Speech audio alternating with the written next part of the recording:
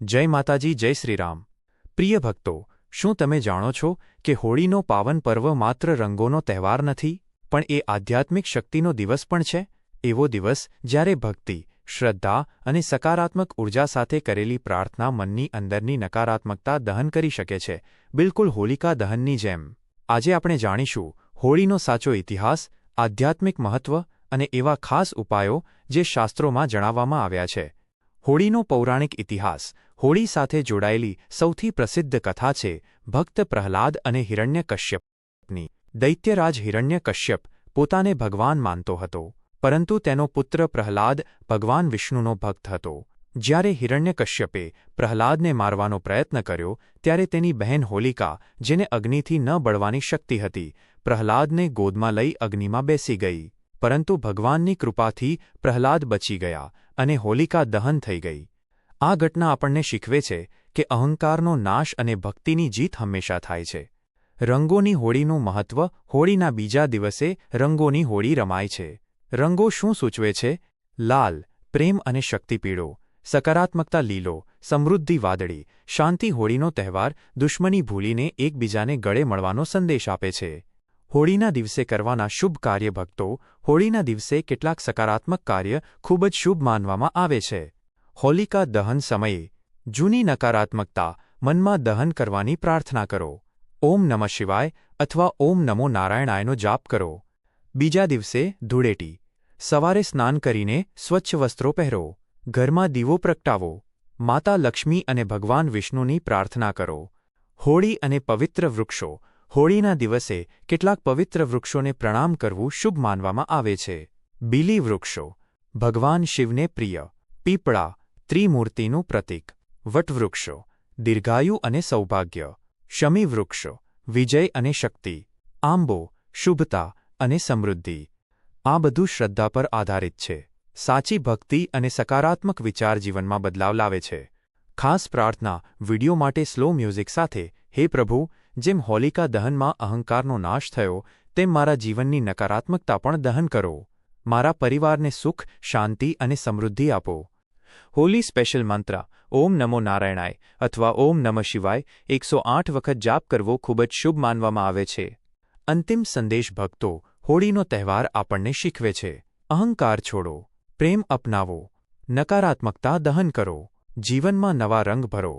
જો તમને આજનો વિડિયો ગમ્યો હોય તો કોમેન્ટમાં લખો જય શ્રી કૃષ્ણ, જય માતાજી અને ચેનલ ગુજરાતી ધાર્મિક સ્થળને સબસ્ક્રાઇબ કરવાનું ભૂલશો નહીં। મળીએ આગળના વિડિયોમાં આધ્યાત્મિક જાણકારી સાથે। જય શ્રીરામ।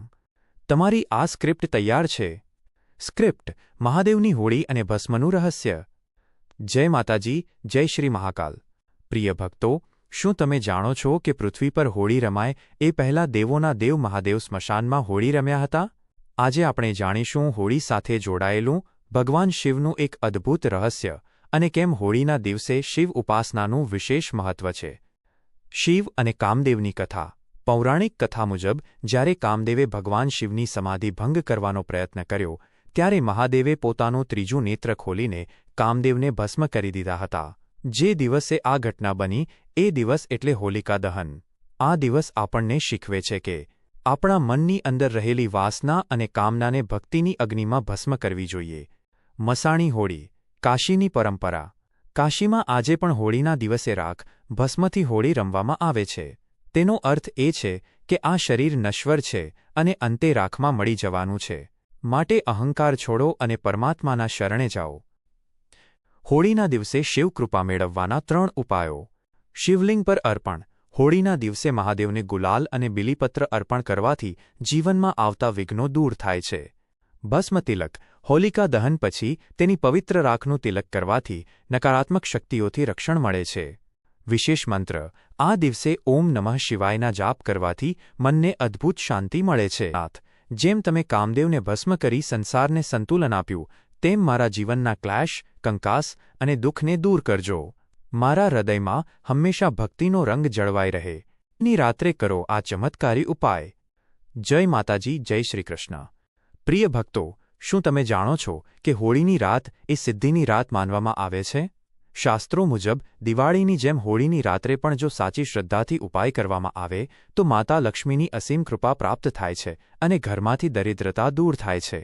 આજે આપણે જાણીશું હોળીના એવા 3 ખાસ ઉપાયો જે તમારા જીવનમાં સુખ સમૃદ્ધિ લાવી શકે છે. હોલિકા દહન સમયે ખાસ ઉપાય. જ્યારે હોલિકા દહન થતું હોય ત્યારે તેમાં જવ, રાય અને કાળા તલ અર્પણ કરો. માનવામાં આવે છે કે આવું કરવાથી ઘરમાં રહેલી નકારાત્મક ઉર્જા અને નજર દોષ બળીને ભસ્મ થઈ જાય છે અને ઘરનું વાતાવરણ પવિત્ર બને છે. લક્ષ્મી પ્રાપ્તિ માટેનો ઉપાય. હોળીની રાત્રે માતા લક્ષ્મીની સામે ઘીનો દીવો પ્રગટાવો અને ઓમ શ્રીમ મહાલક્ષ્મયૈ નમઃ મંત્રની એક માળા કરો. ત્યારબાદ ભગવાન વિષ્ણુને ગુલાલ અર્પણ કરો. આવું કરવાથી આર્થિક તંગી દૂર થાય છે અને અટકેલા નાણાં પાછા મળવાની શક્યતા વધે છે. ધૂળેટીના દિવસે આટલું જરૂર કરજો. તુલસી પૂજન. સવારે સ્નાન કરીને તુલસી ક્યારે દીવો પ્રગટાવો અને પ્રદક્ષિણા કરો. કુળદેવીનું સ્મરણ. રંગો રમતા પહેલા તમારા કુળદેવી અને ઇષ્ટદેવને ગુલાલ ચઢાવો જેથી આખું વર્ષ મંગલમય રહે. દાનનું મહત્વ. હોળીના પવિત્ર દિવસે ગરીબોને અન્ન અથવા વસ્ત્રનું દાન કરવું ખૂબ જ પુણ્યશાળી માનવામાં આવે છે. જેમ હોળીના રંગો આકાશમાં ફેલાય છે તેમ મારા ભક્તોના જીવનમાં ખુશીઓ અને સમૃદ્ધિના રંગ ભરો. દરેક દુઃખનું દહન કરો અને સુખનો ઉદય કરો. હોળીનું મહાત્મ્ય, રહસ્યો અને જીવન બદલતા ઉપાયો.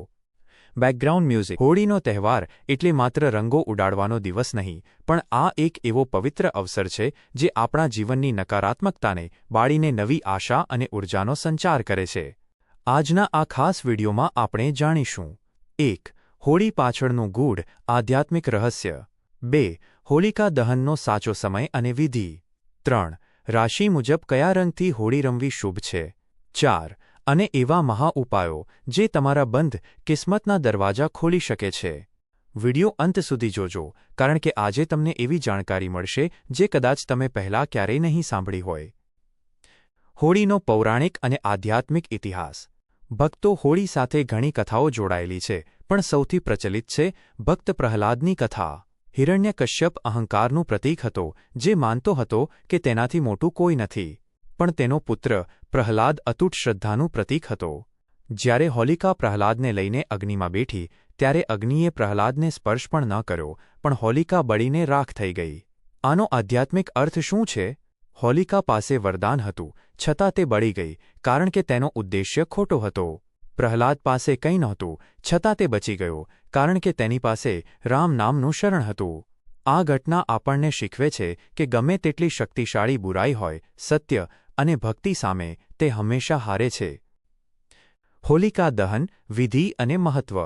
હોલિકા દહનની અગ્નિ માત્ર લાકડા નથી બાળતી, પણ વાતાવરણમાં રહેલા બેક્ટેરિયા અને નકારાત્મક ઉર્જાનો પણ નાશ કરે છે. દહન સમયે આટલું ખાસ કરજો.